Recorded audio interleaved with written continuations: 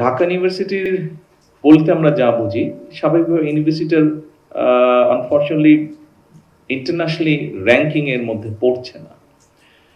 Ranking এর মধ্যে না পড়ার বোধহয় অন্য একটা মূল কারণ হচ্ছে যে আমরা এখানে যেভাবে আসলে টিচার নিয়োগ হওয়া উচিত ছিল, খুব সম্ভবত অতীতে সেভাবে হয়নি টিচার নিয়োগ।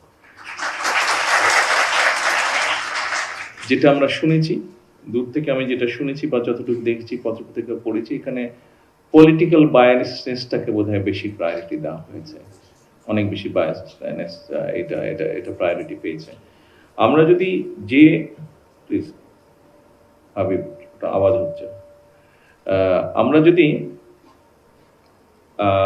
টিচার অ্যাপয়েন্টমেন্টের ক্ষেত্রে রেজাল্ট দেখে, মানুষের মেরিট দেখে টিচার দেয়, আমি মনে করি এই অবস্থাটার পরিবর্তন করা সম্ভব। এর বাইরেও টিচারদের বেলায় বা ইউনিভার্সিটির বেলায় আমরা দেখেছি যে পাবলিকেশন দরকার হয়।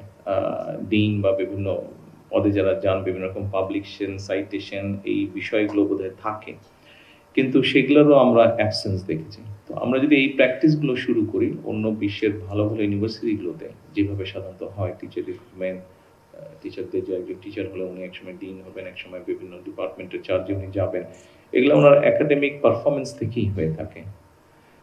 এই বিষয়টা আমি ভিসি সাহেবকে অনুরোধ করব যে এই বিষয়গুলোতে যাতে আমরা সামনে গুরুত্ব আরোপ করি।